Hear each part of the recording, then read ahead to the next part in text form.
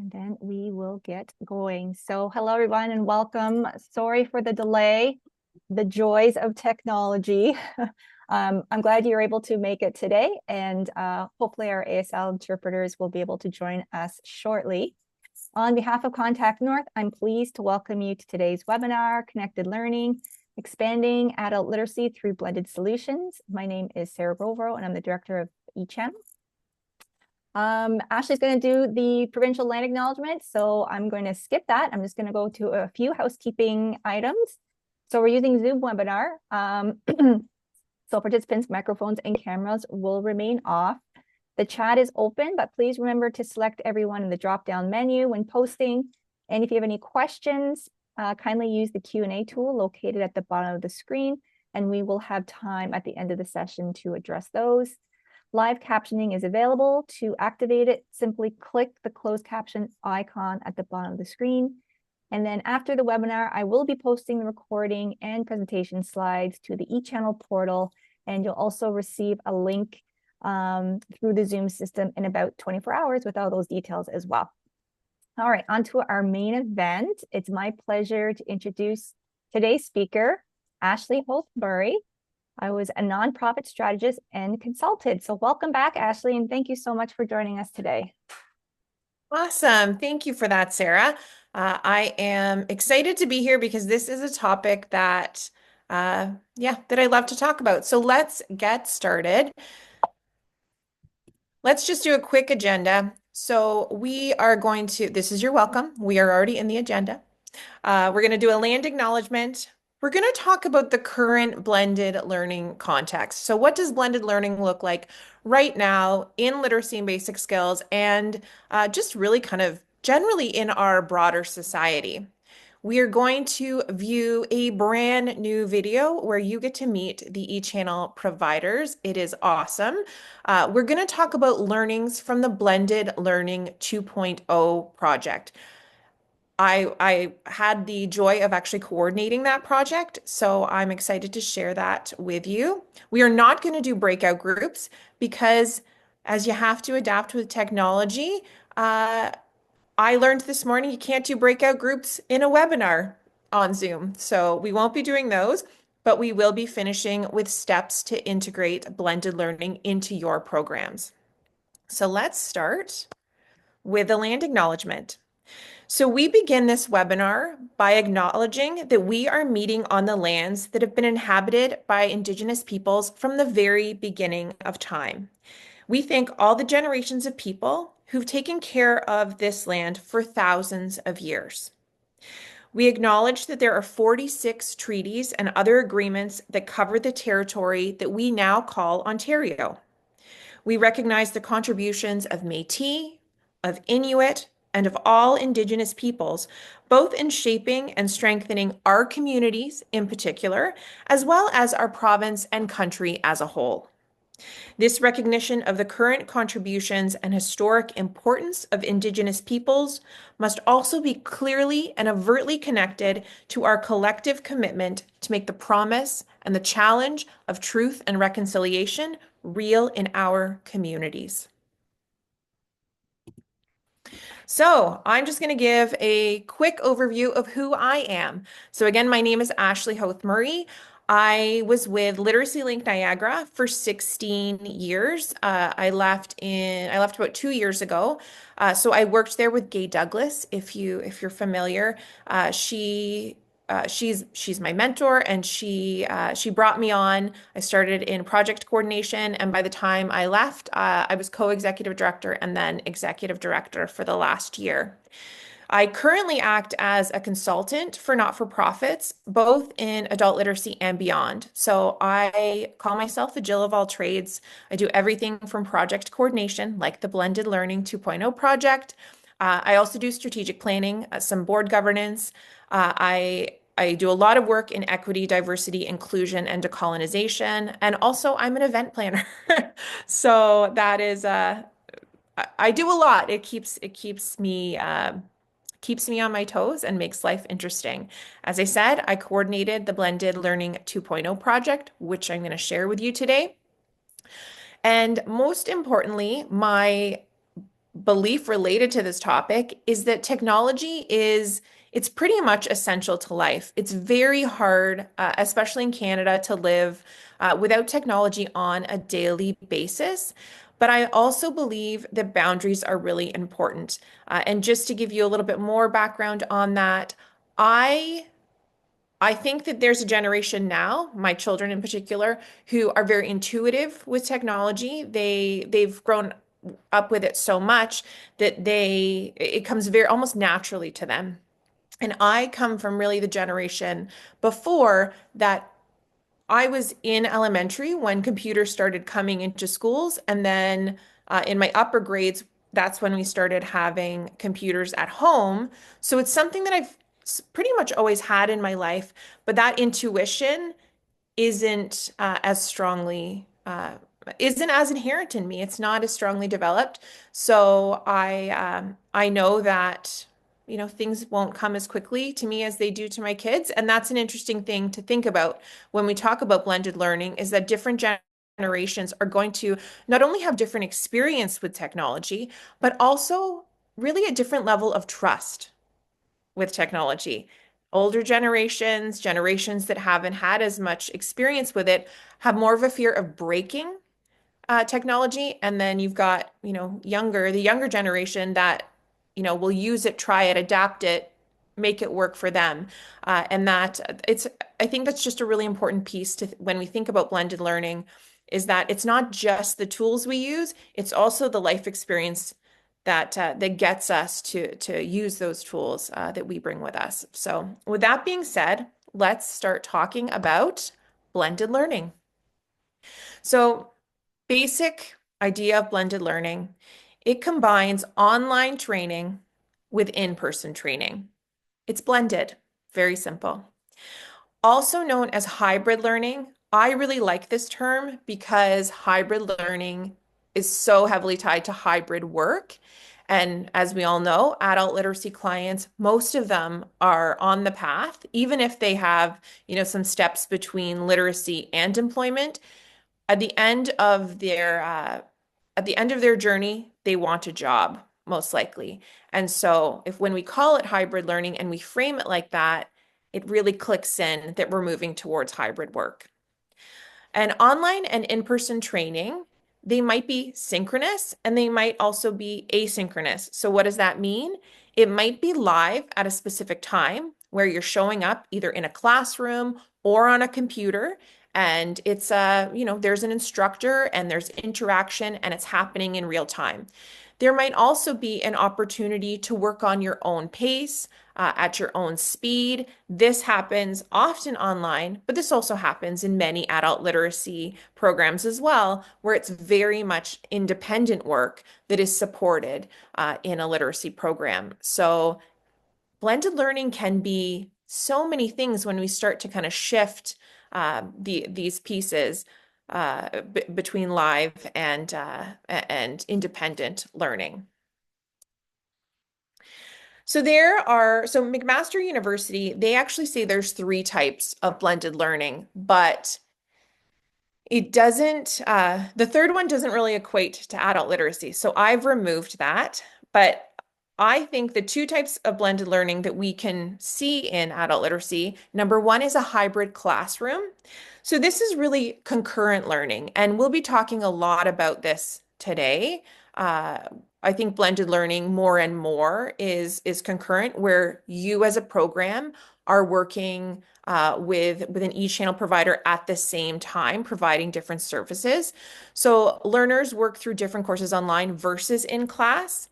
They may be asynchronous, synchronous, or mixed. That depends on the learner's needs. And also your capacity to provide service. Themes and knowledge are unlikely to cross. So when it's concurrent learning, it's an example would be your learner is upgrading their writing in person with you while they're taking a math course online. Maybe they're taking some ACE math. Maybe it's just something that you're not providing in your program, but they usually are courses that you don't have the capacity to provide in person. And again, I usually think of this as as concurrent learning. The other option is a flipped classroom. So learners in a flipped classroom, they work with material on their own, asynchronous, and then they bring it into the classroom or larger group to discuss and use. Another version of flipped classroom would be the consecutive learner, where they might start with you and then you might transition them into an class or course within each channel provider. So it's kind of like your role ends and you pass them off to the e-channel provider. So when we talk about blended learning, we don't talk about that as much. We're really talking about more of concurrent learning, but I do think that it's important just to be aware of that. Common themes and knowledge can be used in both environments. So you might teach a math class, and when your capacity to serve a certain level finishes, or when a learner decides, that they want to go beyond, you might transition them into an e-channel program that continues those same themes. An example of a flipped classroom, besides what I've just shared with you, several learners are taking a course online and then meeting in person to discuss or build on material. Why I want to share this with you is I don't think this is actually being done a lot in adult literacy, but it is almost a next step in our blended learning. As we move more blended learning into adult literacy, where you can actually work with an e-channel provider and they can start with the learners and then you can move them into your program. So just something to think about. I have taken 4 C's of blended learning from Alpha Plus. So Alpha Plus actually has an amazing handout to go with blended learning, and they've identified these 4 C's. So let's go through them. The first one they identify is collaborate. So this is where learning is co-created with learners. So it's really important that your learner's involved in, defining what learning looks like for them and how they want to learn and who they want to learn with and what they want to learn. So it incorporates their goals, their experiences, as well as real world contexts that they'll face in future employment or whatever the next step in their goal path is. I like to call this 4C actually co-create, because I think we almost overuse the term collaborate in adult literacy, but co-create is so unique to blended learning in the fact that we really kind of are expanding the opportunities of learning when we bring in an e-channel provider, because we can just increase our capacity and access for our learners. Technology supports group work, discussions, and shared projects to foster peer learning. So there's where that collaboration piece comes in. And an example might be adult learners, they use Google Classroom to collaborate on writing a resume, and then they receive feedback from both peers and instructors. So often people think, e-channel provider is where you might send someone who's doing a lot of work on their own. They're ready for more independent work, or that's what they're searching for, but that's not necessarily the case. There's a lot of collaboration and co-creation available in e-channel.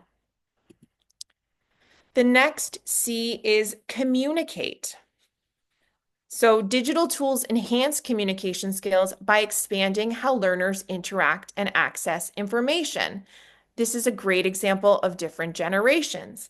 So you might have people that need adult literacy upgrading, but they're not going to pick up the phone. They're not going to sit in a live classroom. They don't actually want to use their voice at all in terms of speaking, but they will get on and they will text, they will type, they will chat. So this opens up a new realm for them to be able to participate. Learners engage in real-world online activities like navigating service websites or participating in social media discussions. And we all know that people are more open on social media than they might be one-on-one sitting in a room having a conversation. An example of communicate would be an adult learner practices filling out an online government form to improve digital literacy and gain access to essential services. So they're communicating their needs in a real life, real world context.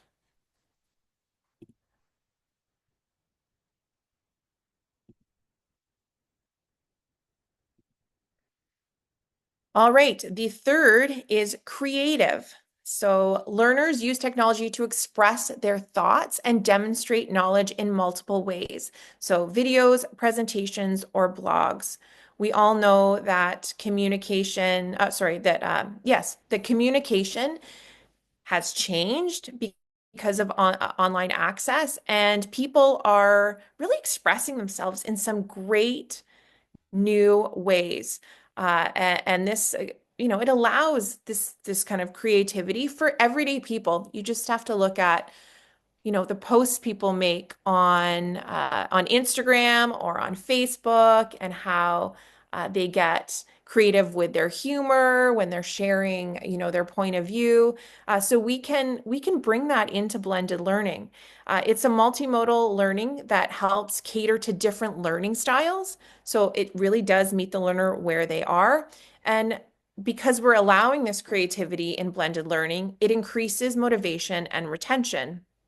And again, I think this ties back to that co-creation piece that I talked about at the beginning. Learners are really invested because they are shaping how they access their learning with blended learning.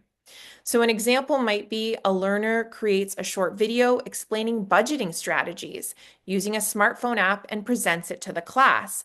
That's very different than saying, please write me an essay on blended on budgeting strategies. So you're allowing some creative opportunities for the learner, still presenting the same material. And the last one is critical. So learners develop digital literacy and evaluate online content for accuracy, bias, and relevance. So these are our critical thinking skills, as well as, very critical life skills, really. The the ability to not just use a tool, but also understand the dangers of a tool is so important, I think, for online learning and online use for everybody. We all hear, there's always the latest phishing scam. People are always, I don't think anyone falls for the Nigerian prince email scam that went out a few years ago anymore because it's so widespread. But we do know, people are getting those calls from the CRA or those emails from the CRA. So it's important to be able to evaluate that. Educators help learners navigate digital tools safely, fostering confidence in online interactions.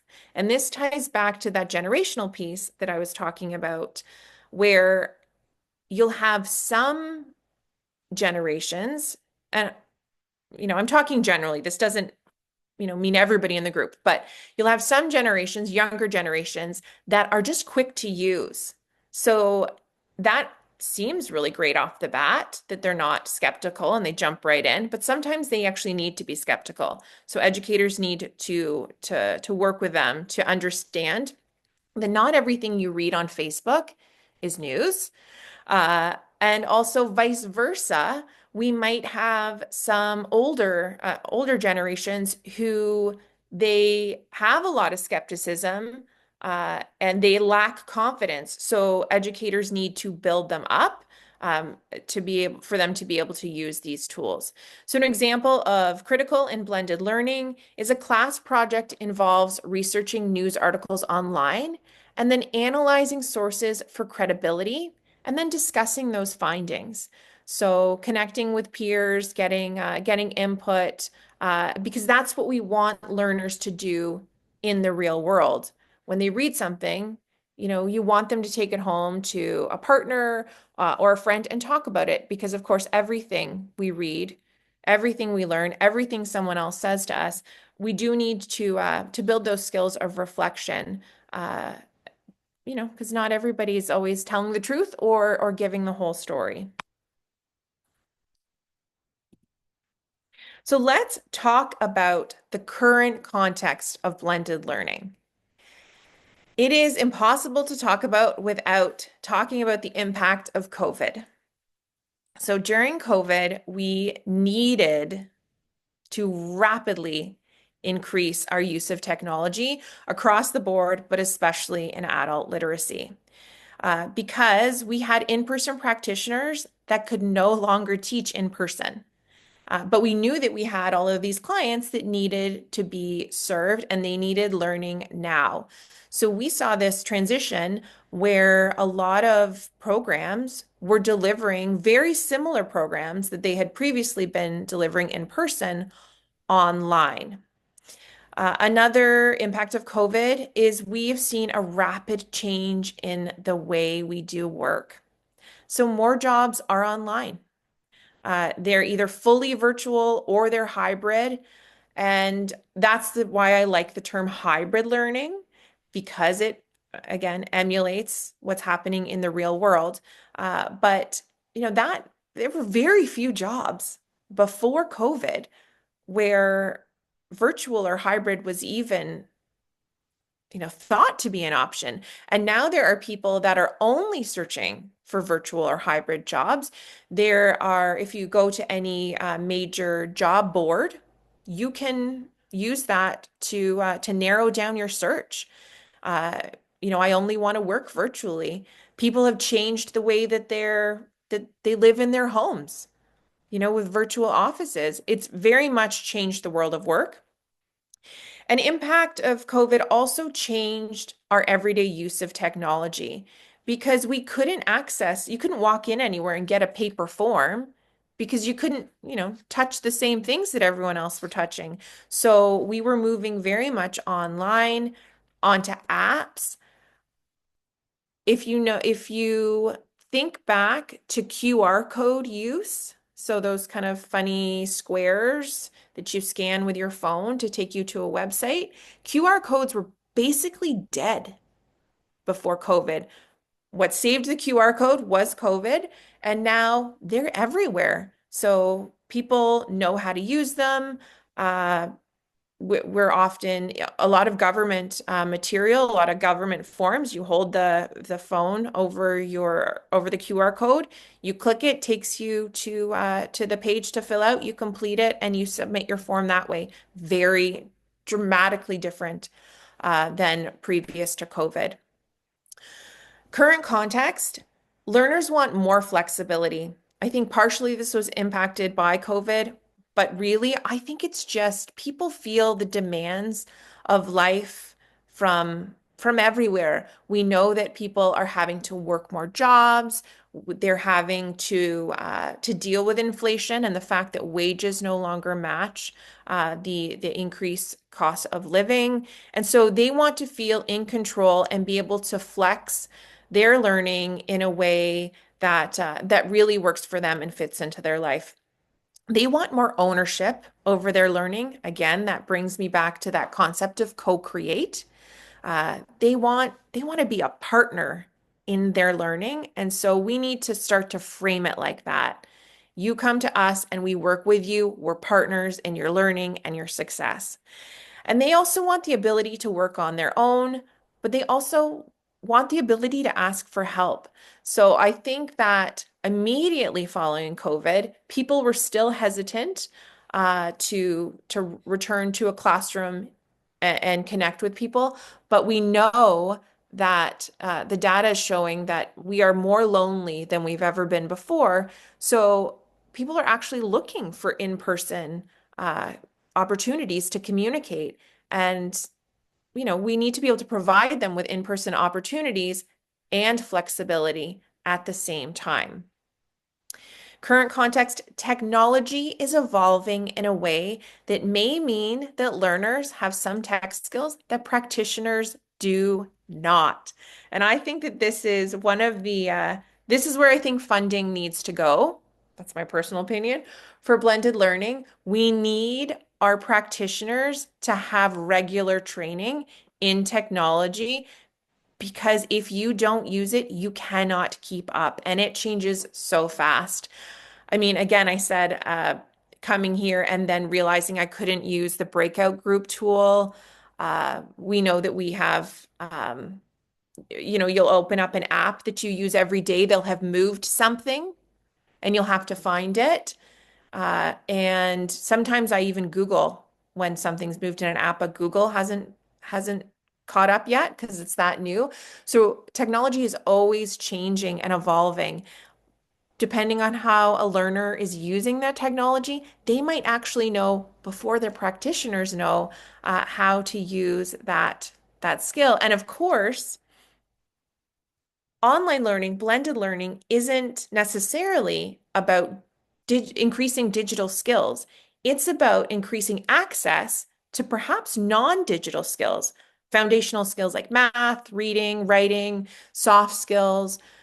So it's an interesting piece because practitioners need to just they need to be ready to troubleshoot in ways that they didn't before to allow people to access those foundational skills, that upgrading. So with that being said, let us meet the e-channel providers. So I'm actually going to stop my screen share and take you over to another screen. And we will watch this brand new video.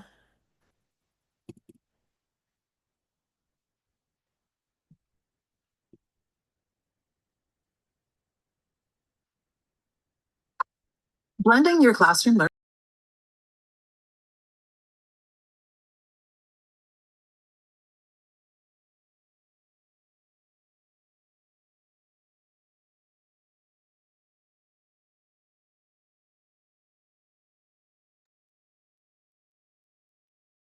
Ashley, it's not playing on our end.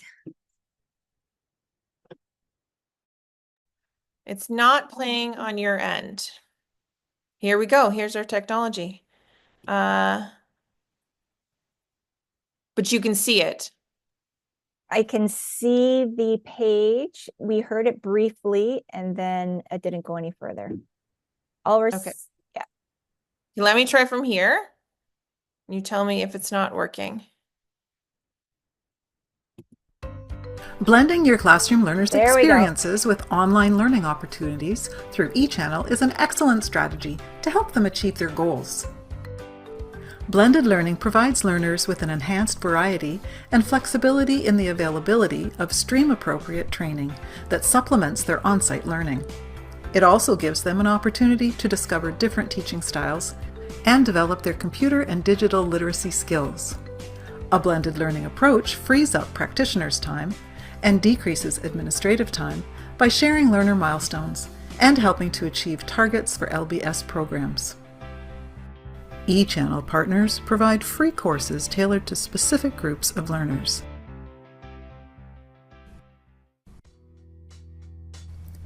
ACE Distance is the online version of the academic and career entrance program offered at public colleges in Ontario. It offers grade 12 equivalent courses that learners can use to satisfy admission requirements, upgrade for employment opportunities, or work toward the full ACE certificate that provides a grade 12 equivalent credential for apprenticeship registration in Ontario.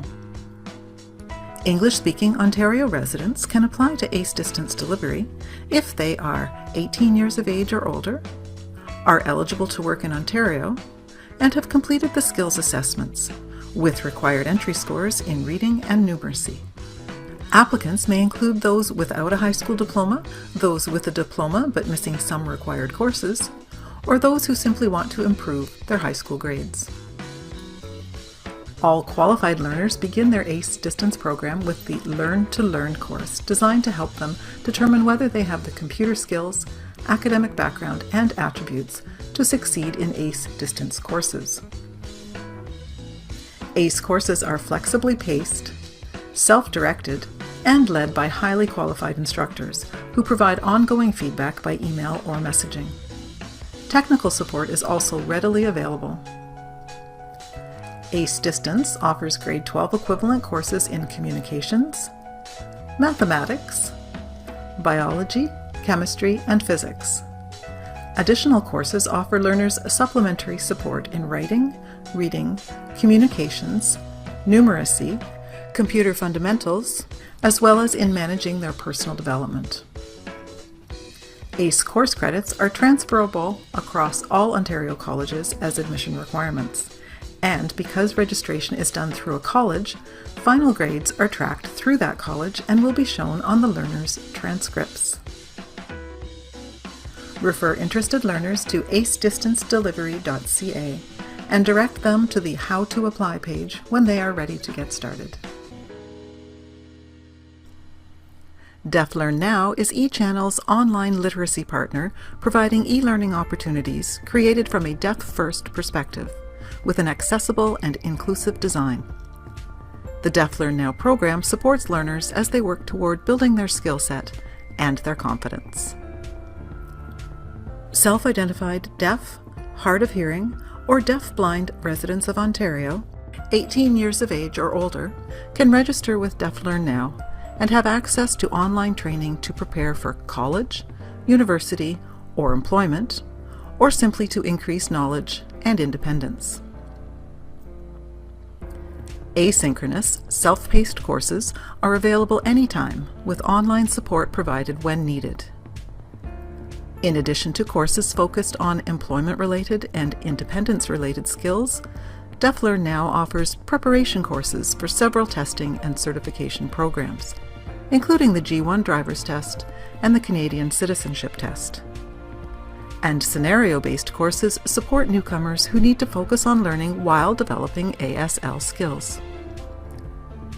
If you know a learner who could benefit from Deaf Learn Now courses, encourage them to register at deaflearnnow.ca. Once registered, they will have access to courses and can select those that match their unique learning goals. For further information or questions, contact Deaf Learn Now at deaflearnnow@georgebrown.ca. The Distance Learning Program, FAD, is a free and accessible service dedicated to Ontario's Francophone adults who want to improve their skills in writing, communication, mathematics, digital skills, and socio-emotional skills. The program is available to Francophones aged 18 and over residing in Ontario. Once registered, learners complete a diagnostic assessment to identify their learning needs. They then receive a report, which they review with an instructor, to create a personalized learning plan and course recommendations. The FAD program offers 2 course formats: live courses offered in groups and led by an instructor on the Zoom platform, and independent courses, allowing learners to progress at their own pace through interactive activities and a final assessment. In both formats, learners receive support materials, corrections, constructive feedback, and personalized follow-up based on their learning plan. To register or learn more, visit the website at www.sefad.ca. An FAD program assistant will contact learners to complete registrations, assess needs, and provide all the information needed to access the learning platforms. For further information, call 1-888-744-2178 extension 0 or email info@sefad.ca. Good Learning Anywhere offers online learning focused on meeting the needs of Indigenous adult learners in Ontario, helping them improve their skills for a better quality of life at home, at work, and in the community. Learning opportunities are designed to help residents of Ontario, 18 years of age or older, build their skills to reach their goals. Goals may include finishing high school, getting a job, or performing better in an existing job, furthering their education, gaining additional skills for success, and achieving more independence. Online mentors provide individual support to each learner, answering questions related to courses and learning technology, making referrals, and providing guidance and positive motivation to help them achieve their goals. Courses offer a lot of flexibility and cover various subject areas, including reading, writing, and mathematics, digital skills and employment, and cultural content. Good Learning Anywhere courses also incorporate Indigenous perspectives and knowledge with culturally relevant activities that foster a safe and respectful learning environment. There are 3 ways to take a course from Good Learning Anywhere. Instructor-led live classes are offered at set times. Independent study courses have no scheduled classes, so learners progress at their own pace with their online mentors providing help and guidance along the way. Short courses are also completed independently, but have instructors who interact with learners by email, chat, and online discussions. Short courses usually take about 3 weeks to complete. Learners who could benefit from Good Learning Anywhere's culturally supportive and flexible environment can visit goodlearninganywhere.com to review available courses, select courses, and then complete the online registration form. Their online mentor will get in touch to help them get started. For further information or questions, get in touch with Good Learning Anywhere.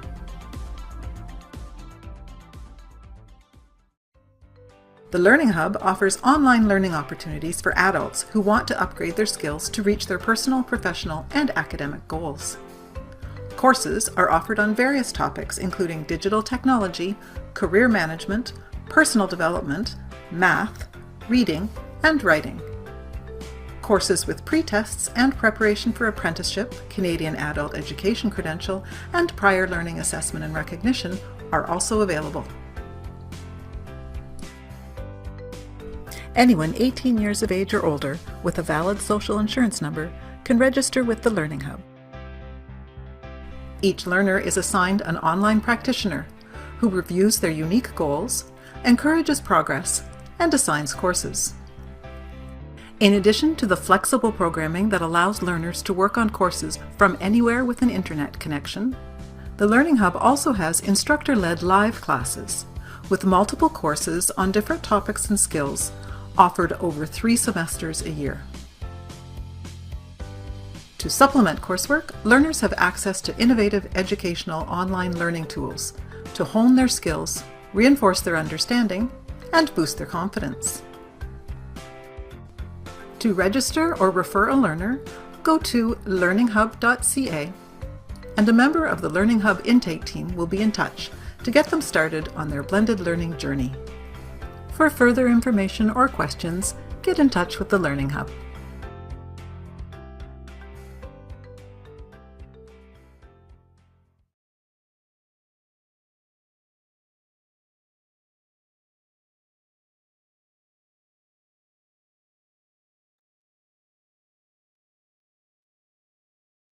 All right, everyone, let me just start my share again. All right, so those are your e-channel providers. So the rest of the presentation, we are going to talk about how you can work with them, because that's the real goal, is after today, you will connect with them and be able to expand your capacity and support for your learners. So let's just these are going to come up throughout the rest of the presentation, but I want to give you just a 1-page quick summary of what eChannel can do for your program. So as identified during that video, they can offer culturally appropriate training. So they are divided by streams. You can access, your learner can access very specific cultural content so that it feels really natural and good for them. They can help you achieve targets for your LBS programs. I am going to talk a little bit more about how you can do this later on, but with shared learning or blended learning, if you work with an e-channel provider, you can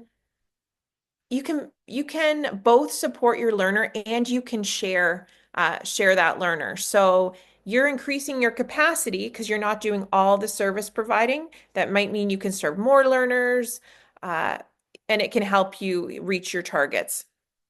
You can free up busy practitioner time.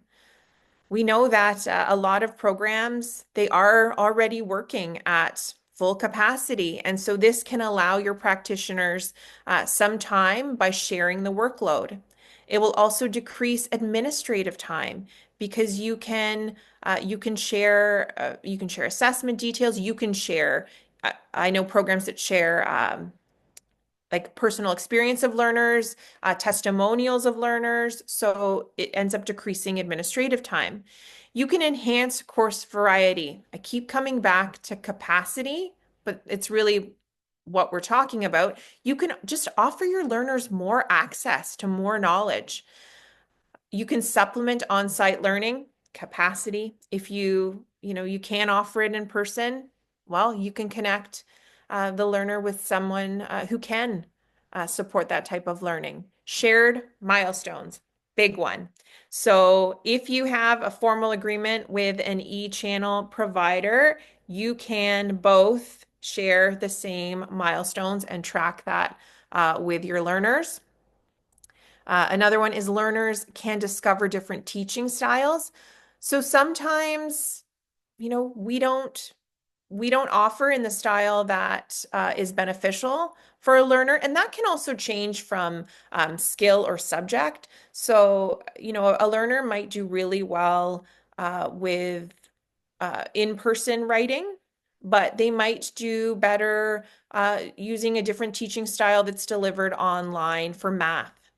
And they can learn more about their teaching styles as they're working through both providers. They get to develop their computer and digital literacy skills, something that you might not have the capacity to offer. It provides learners with flexibility and availability. You can't be open 24/7, but as we just saw in that video, the providers do have programming that is available. It is asynchronous, so it's independent, but it means that a learner might be able to do work whenever they want, learn whenever they want. And then there's the collaborative learner plan development and shared caseload management. So this ties back into that decreased administrative time, freeing up practitioner time, sharing milestones, because we really are using shared caseload. What this means is you will most likely end up more as the caseload manager, but it means that the learner kind of comes to you to to create one learning plan that then you get support from an e-channel provider to kind of build out that plan together and support that learner together. But it's really nice for you because you get a full picture of what's going on with the learning of the learner.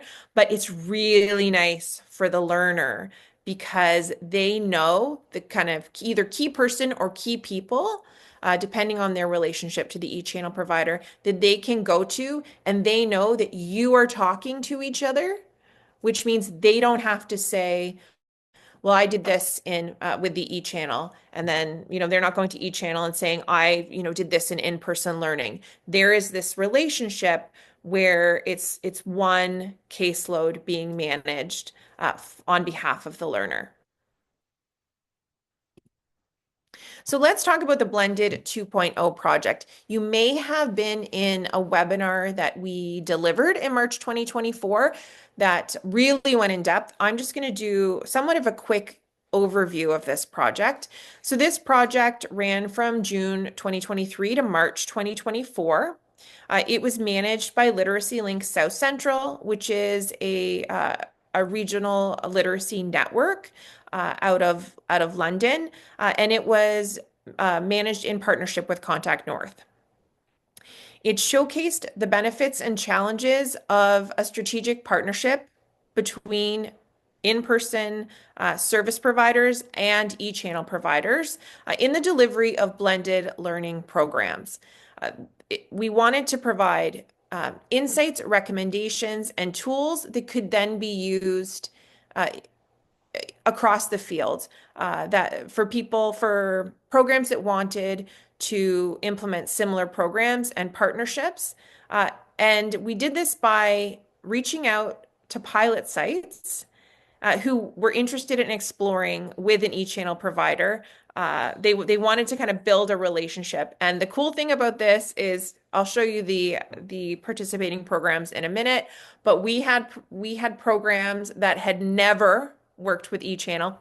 they didn't really know what eChannel was, besides just kind of hearing it, the name, and knowing that it somewhat existed, to programs that were heavily working and already had formalized partnerships with eChannel providers. And it ended up being almost like a mentorship situation, which was really cool. And we had no idea when we started the project that it would end up like that. So just to give you an overview of what it looked like, very fast, less than a year. We created the project plan. We wanted to work with 3 pilot sites.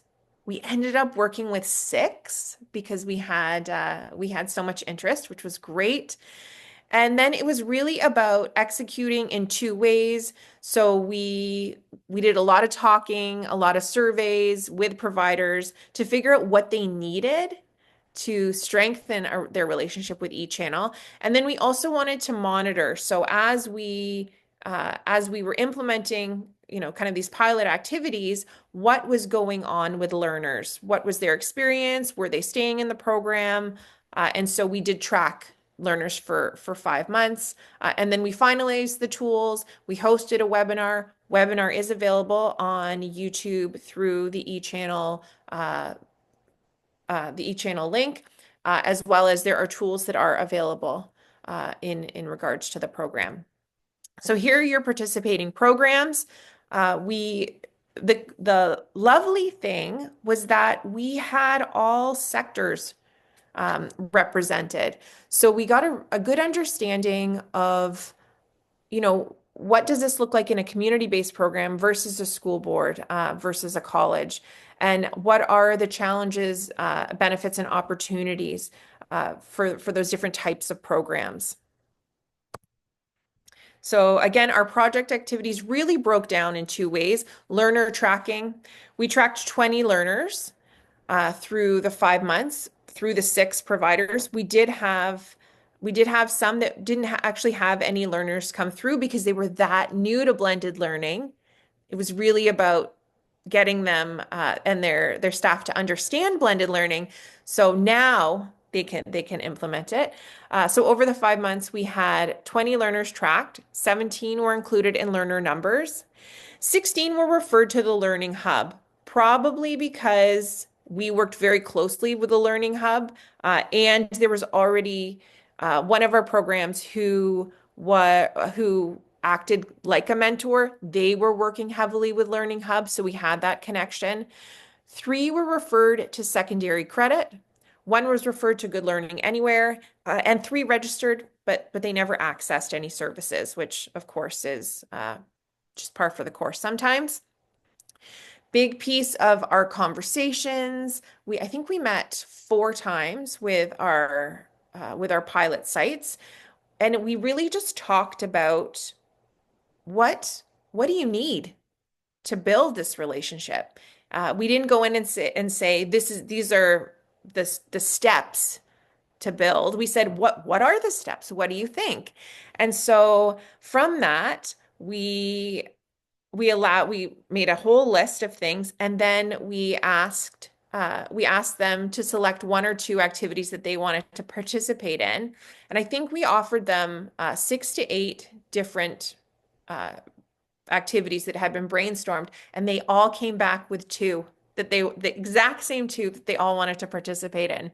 The first one was how to be an online learner. It is a tool that was created by kind of our mentor program, Niagara West Adult Learning Center. And it's basically a presentation where you sit with a learner and you can walk them through how to be an online learner. And I'm actually going to show you pieces of that later on in this presentation. Everyone wanted to learn and use that tool.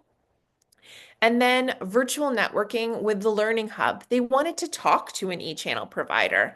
They wanted to build rapport, which I thought was very interesting. When we go to our literacy service planning tables or other events, we get to know people, and we learn a little bit about them in those moments before the meeting, on breaks. And our programs felt that if they were going to work with e-channel providers on a regular basis, that they wanted that connection. And I thought that was not something that I expected. So I thought that was, a key piece moving forward was that rapport building between people that we might only ever meet on the other side of a computer screen. And then from the virtual networking, we actually added a third piece, which was a learning hub marketing tool. They wanted kind of like a plug and play tool that they could just, transfer to their learners. So a little bit more about how to be an online learner. All programs that participated said that it increased their working relationship with eChannel and the Learning Hub. So they got a better understanding and strengthened the relationship after they'd viewed the training and learned how to use it. And all programs except one said it increased their ability to support learners to reach their goals. The reason that it did not increase their ability for one program was because unfortunately it was about staff capacity. So it wasn't actually about the training.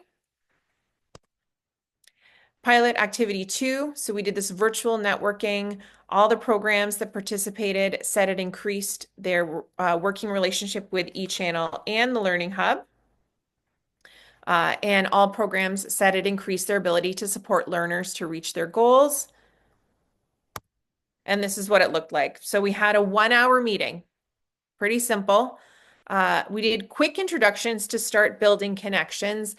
I think that when we ask kind of somewhat silly questions and get really awesome answers, it helps us remember people. So I think we opened with, if you were a potato, how would you be cooked? And that sparks a lot of conversation. And I still remember the guy that said that he would be Mr. Potato Head. And I think that strengthened, connections, tears down kind of the walls, the boundaries, the concerns between people before we ended up getting into breakout groups and then discussing it. What does an ideal relationship look like within each channel provider?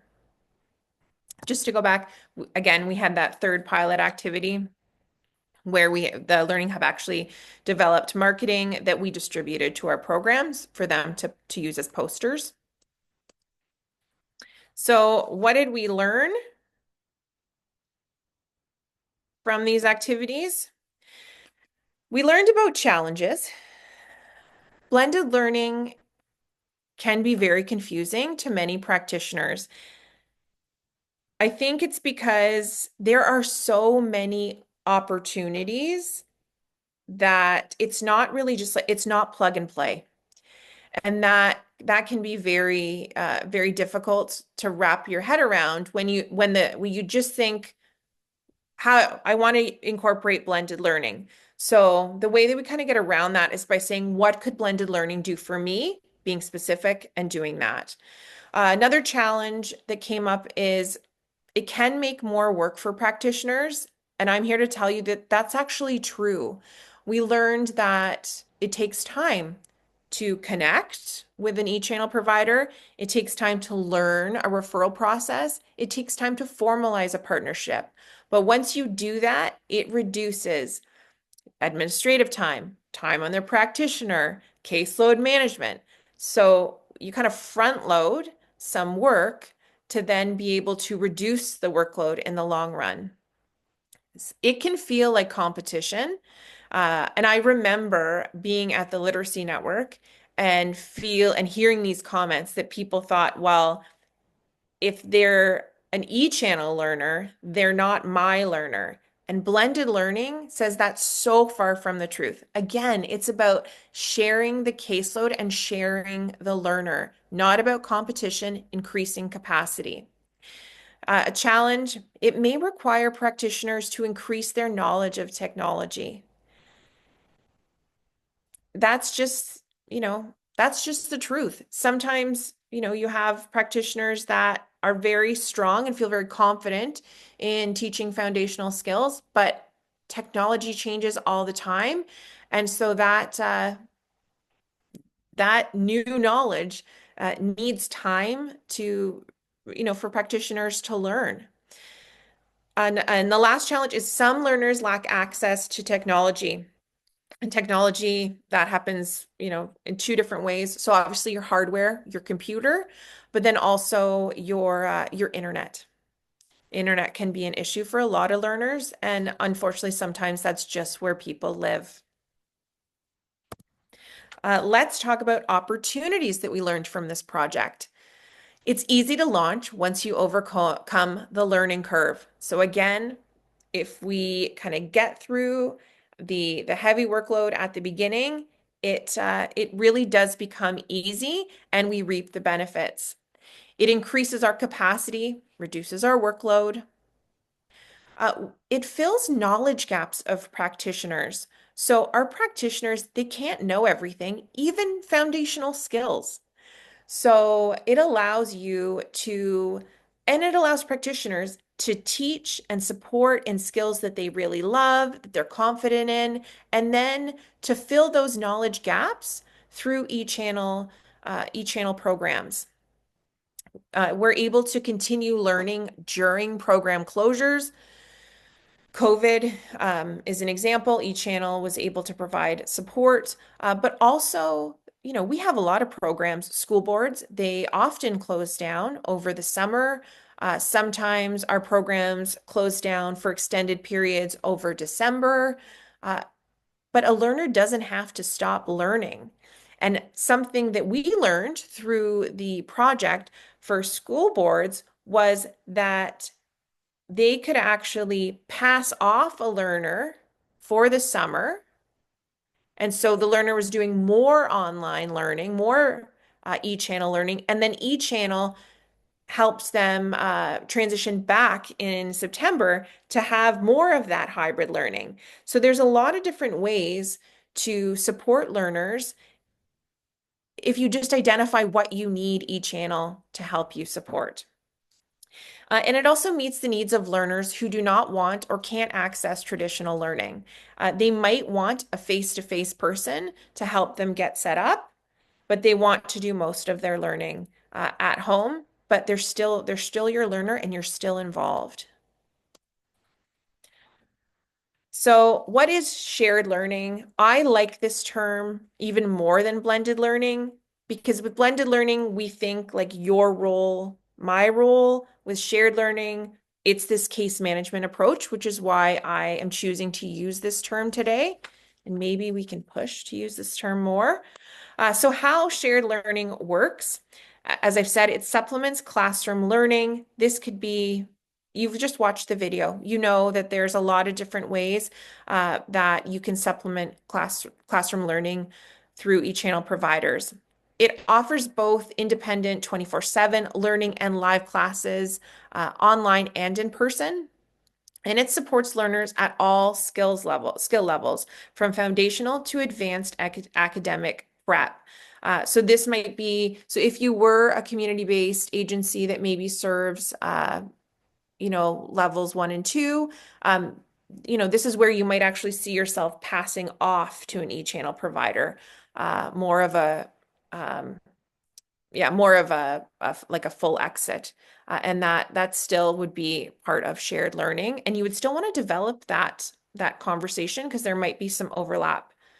So it's important to develop that relationship with that provider. Why refer learners to e-channel? I know I'm doing a lot of repeating in different ways, but I think it just helps drive home what each channel can do.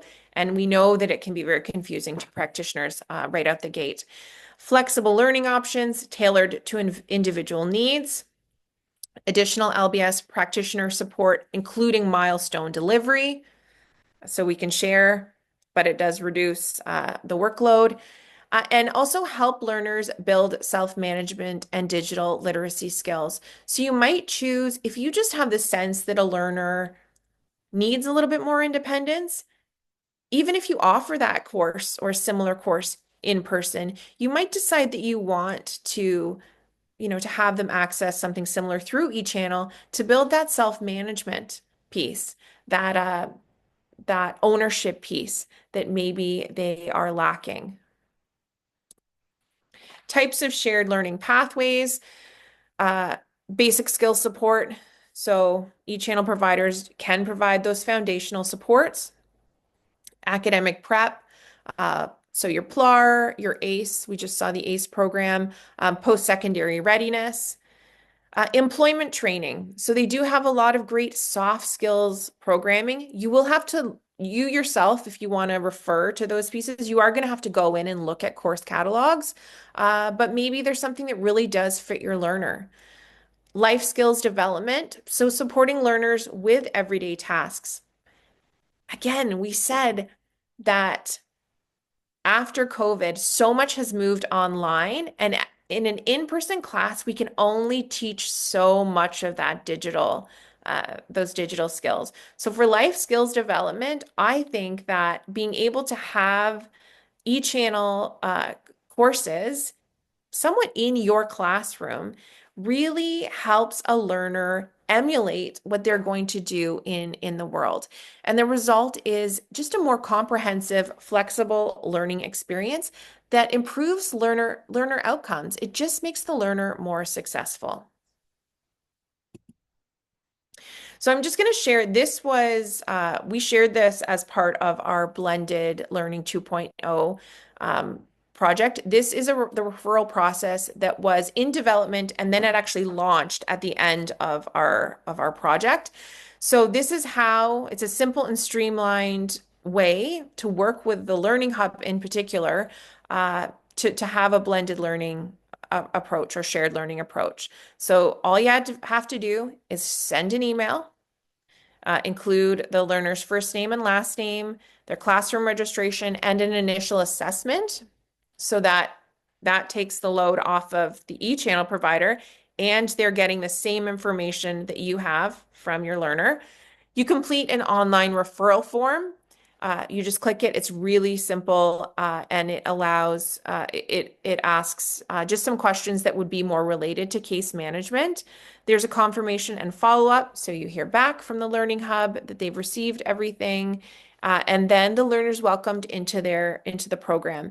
And the important piece of this is that for this referral process, there is a signed confidentiality waiver that allows you to talk with the e-channel provider. And that if you want to share your learner and do that case managed approach, you do need to have that so that you're able to share milestones and you're able to share notes. And, if somebody, I've heard through watching a relationship with a program and the Learning Hub, they were able to share when a learner was going through a challenging time in their life. So if a learner's not showing up to your program, you can't get a hold of them, but you can get a hold of the e-channel provider. You might hear, oh, well, unfortunately, they've had like a tragedy in the family, or they've been given more hours at work this week. It's like creating a village, a support for your learner, and it also takes that burden off the practitioner from being kind of that sole check-in person. As we saw on Good Learning Anywhere, I'm not sure if you caught it in that video, but when they're doing their registration, there is the opportunity for them to select that they're already working with a program, which is, that's the first step for everyone to identify that is happening, so we can share the load. We are going to skip through. Oh, I already deleted them. I was going to do breakout discussions. We're not, as I said, as we learn more and more about technology. We're going to talk about steps to integrate.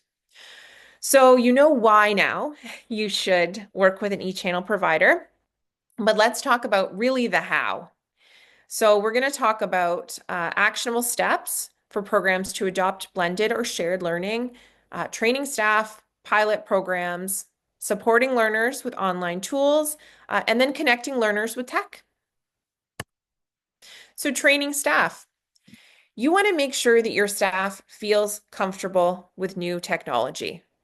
I feel like when we went into COVID, this is the piece that we were missing. And this is almost why many practitioners were like, I don't want to do blended learning. I don't have the room for it.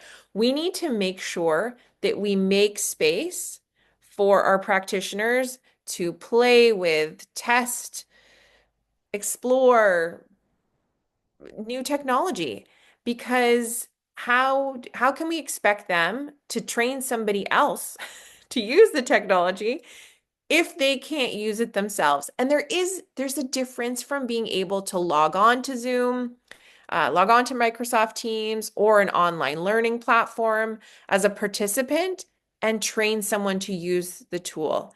And so I strongly advocate for more support for our practitioners to be able to use, learn, and then learn how to teach these tools. And so that means setting regular trainings to update knowledge, because 2 plus 2 will always be 4, but I might get on Zoom tomorrow and they might have put how to do something that I use every time I log on somewhere else. So we need to make sure that we do not say, you have this training, you're good to teach on this tool, or work with this, the software for the rest of your life. That's not how it works. We need to regularly train, update, give space for play, to our practitioners so that they can support learners. The power of pilot programs. So this is right from Blended Learning 2.0, that project. We got to just try, adapt, try again, and also kind of sit and reflect with that big question, what do I need from an e-channel provider to make my program, my in-person program, better? So first, you're just going to identify an issue or gap that you think an e-channel provider may be able to fill within your organization. So it's not just, I want to work with so-and-so. It's, I know that they provide this type of learning, and I want to be able to bring that into my classroom and give my learners access. Be very specific. Then you're going to contact the e-channel provider that you think fits, and might be able to support you in filling that gap. And you're just going to start talking. Be really clear. This is what we'd like. How do we get it to work? Can this be formalized? Do you want it to be informal? Just be very clear on what specific supports you need and can help your learners. Then agree on supports to be offered. So if you're going to formalize, this is where you're going to say, okay, we're going to, when we have a learner come in and they say that they want this type of upgrading, we're going to pilot and see if we can also support them by connecting them with this e-channel course, and then set a time period to test. Because often I think that we're like, okay, we're going to do this, and we just implement it. And then we come back and say, oh, yeah, we did implement that a few years ago, but it didn't really go. So it just kind of piddled away. And then 2 years from now, you still don't have that support and expanded capacity that an e-channel provider could bring to you.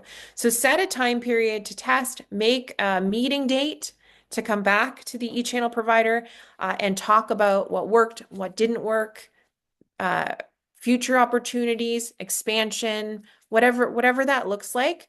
But make sure that you kind of set a pilot project with an end date. Support learning with training online tools. So this should say support learners. Support learners with training on online tools. So there is this How to Be an Online Learner course. It was created by one of our project sites, Niagara West Adult Learning Center. They are a community-based center out of, it's in Niagara, but it's kind of between Hamilton and Niagara. And so they have quite a diverse range of people come in, rural and also people that are in town. They are willing to share and adapt. So I have added the email for Jackie Catterick, who's their executive director. It's delivered to support learners who are primarily going into Learning Hub programming. It is actually set up, so that's how they're using it, but it's set up in a way that you could easily use it for any e-channel program. And they have a working relationship with the Learning Hub that does include a formalized agreement. If you have any questions about what works, what they're doing that works, and there's a lot that they're doing that works in terms of blended learning, I would reach out because they are definitely an amazing resource. The How to Be an Online Learner course is delivered in person in a computer lab with a practitioner sitting next to a learner or learners. So it can be a group. It can be delivered all at once. I think it works out to be about 2 to 3 hours, depending on the learner, or it can be broken up. So depending on learner needs and classroom time. And pieces can also be removed based on learning goals and previous knowledge. So you might have a learner that doesn't need support with digital tools. They just need support with, some very specific registration questions, or you want to do kind of an overview for them. You can pick and choose. So I'm actually going to walk you through kind of the headings of the online How to Be an Online Learner course, so you can see it is much bigger than this. It's a very big presentation. But let's see. So this is the beginning. I really like this. They have tricky words related to online learning. You actually get a paperwork package for your learner, and they get to write down words that they think are tricky and that they want to come back to. And there's prompts through the presentation that says, like maybe you should write this down. There is a huge section of what kind of learner are you? So this is great because you can use this in all your programming. Uh, it helps a learner understand if they are auditory, visual, or kinesthetic, or a blend. And it's really reflective and also gets them kind of used to the style of working through material on a computer. It talks about the different communication platforms. So Zoom, Google Meet, and Microsoft Teams, and it allows them to play with them. So whenever there is kind of a heading, usually there is like a period of play where learners are just allowed to use the tools, play with the tools, explore the tools. It's not prescriptive, so it's not saying, find this, where is this, write it down. It's just play, which I think is really important to foster for all of us as we use digital tools. Learning management systems. So Edmentum, which is formerly Plato, Moodle, Brightspace.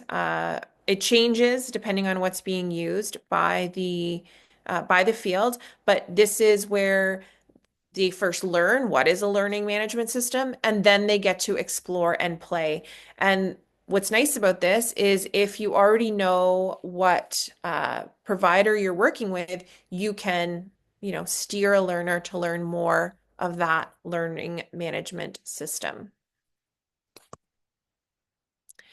Then there is talk about online course options. So if you already know that somebody is going into a specific e-channel provider, you can actually remove this, but it does include overview of the e-channel providers, overview of Contact North. It also talks about a few others, GCF Learn Free, Khan Academy, TED Ed, ABC Skills Hub, Creative Bug, which I think is a really cool one for independence. And so there's both, it exposes a learner to both e-channel providers, but also some online course options that you might use more as an in-person supplemental support. Talks about assistive technologies, so screen readers, text-to-speech, note-taking, study, and writing supports. So it lets a learner know that there's many ways for them to be supported while they work through blended and shared learning. We get into that self-management piece. There's a whole section on goal setting. It does use SMART goals, so specific, measurable, achievable, relevant, and time-bound. This is a great section, for those learners that for all learners. to be able to manage their own time. And it relates again to that ownership piece or that co-creation of a learning plan. Time management. Again, we are still in soft skills. So this just talks about how to work with really asynchronous programming, and how that blends in with synchronous programming, and how to be involved in your own learner plan. And then I really like this.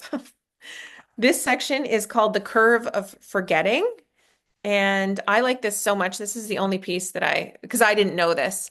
So the curve of forgetting shows how we forget information over time. After a 1 hour lecture on the first day, you know 100%, but by the second day, you forget 50 to 80%. After a week, you remember even less, about 2 to 3%. And then it talks about how to improve your memory. So this is really related to studying or building knowledge. So review within 24 hours, a week later, and by day 30. Regular review is a good investment. And I like this because I think it also drives home that practitioner piece where we need to support and give time to our practitioners to build those regular digital skills as technology evolves. There's a section on taking an online course with support. So the first e-channel, the first Learning Hub course that is taken by a learner with the support of the Niagara West Adult Literacy Council is actually taken in person. So it's in their computer lab, and it allows them to have access directly to someone who will support that online learning. And of course, that's optional. And there would be ways that you could do that through a computer screen as well, or have email access, and you can really shape that to what you need for you. So the last piece is connect your learners with the right tech. I know that there are some regional programs, but this is a really cool program that you might not be aware of, right from eChannel and Contact North. You can get your learner to participate in the laptop loan program. No fees, no deposits. There's free tech support. The laptops are all preloaded with Microsoft software. So Word, Excel, PowerPoint, all the biggies. Shipping, setup support, troubleshooting is all done by Contact North. Learners just need to be 18 plus, living in Ontario, and registered in an eChannel program or course. So you just have to contact them, get your learner to fill out an application form, and then they can get a laptop delivered to their home to use. I love this. I think this is fantastic, and I'm sure that there are many programs that will benefit from this. So I tried to keep us on time, even though that we had a kind of a slow start. But how can you get engaged? If you have any questions about the Blended Learning 2.0 project or shared learning in general, that is my email. But I think your first step, if I were you, I'm going to go back. If I were you, I would start here. Power of pilot programs. Just identify an issue or gap that you think an e-channel provider may be able to fill, and then contact them and start talking. Go back to the end. At this time, I will open for questions if there are any, and I think that goes in the Q&A section. Bruce says a lot of fishers are using QR codes. Yes, because they're so popular now. So need to be mindful of those as well. That's an excellent point, Bruce. And someone asked, how does this work if both LBS programs use the same milestones? Does it show duplication data in CAMs?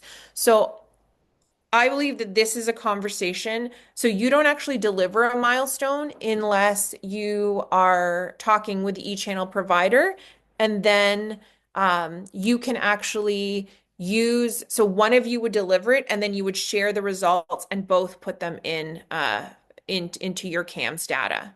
That is how I believe it is being done. So it's really about talking about who's going to deliver a milestone so that you're not duplicating the work of the learner the same way. Someone asked if they can save the transcript for notes. Um, I, I'll share the PowerPoint. There will be the video. I don't know about an actual transcript.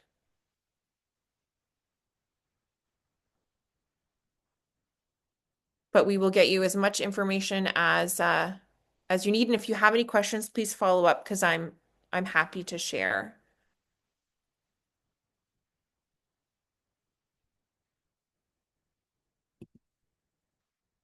Are there any other questions? I'm just going to open up the chat quickly. We've got lots of comments, and this has been great. Sarah's been responding to questions on in the chat. We will make sure that you have access again to the PowerPoint. Oh, and Bruce has said transcript is available within the icon on the bottom of the Zoom screen. I see, I'm learning. Things change every all the time. I don't usually work in webinar, so thank you for that, Bruce. If there are no more questions, we will end today so that we end pretty much on time. I really appreciate you attending today, and I hope that you participate in shared learning because there is lots for us and for our learners to gain. Have a wonderful day. Right, before you leave, I just wanted to do a big thank you to Ashley for such an engaging and highly informative webinar today on blended learning and eChannel. And a big thank you to all our participants for attending and engaging with your thoughtful questions and interactions in the chat. And a big thank you to our interpreters, Sarah and Tracy. Thank you so much and bearing with us while we tried to troubleshoot those issues in the morning. I'm glad we were able to make it. And thank you so much for being here. I just wanted to reiterate that I will post today's session recording and slides on the eChannel portal, where you can find all sorts of other resources for blended learning, information on each of the eChannel providers, how to contact them, applications for the laptop loan program, and course information. And also the Zoom system will send out that link in about 24 hours. So thanks again, everyone. Thank you so much, Ashley. And I wish everyone a great rest of your Wednesday. Take care. Bye.